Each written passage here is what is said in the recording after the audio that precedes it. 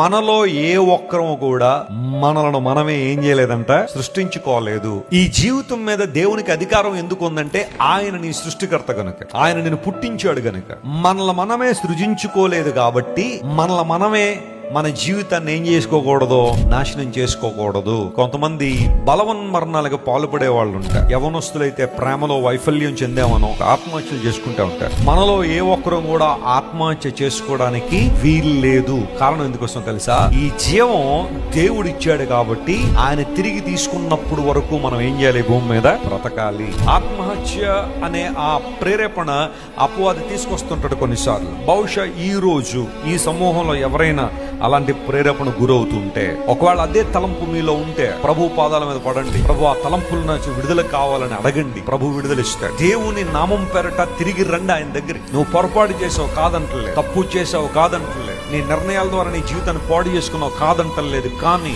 Hour God is the God of second chances. మన దేవుడు మరలానికి సమయం ఇచ్చేవాడు ఆయన. నువ్వు తిరిగి వస్తే ఆయన దగ్గరికి వస్తే ఆయన నేను మరలా లేవనెత్తడానికి ఆయన సిద్ధంగా ఉన్నాడు. నీ సమస్య ఎంత జటిలమైందన్నా పర్వాలేదు, నువ్వు ఎంత అవమానం గుండా వెళ్తున్నా పర్వాలేదు, నువ్వు ఎంత నలిగిపోయిన స్థితిలో ఉన్నా పర్వాలేదు, submit your life to God. దేవునికి నీ జీవితాన్ని అప్పగించే ప్రభు నేను మరలా నిలబెట్టేస్తాడు. ఆయన నీ జీవితంలో అద్భుతాలు చేస్తాడు.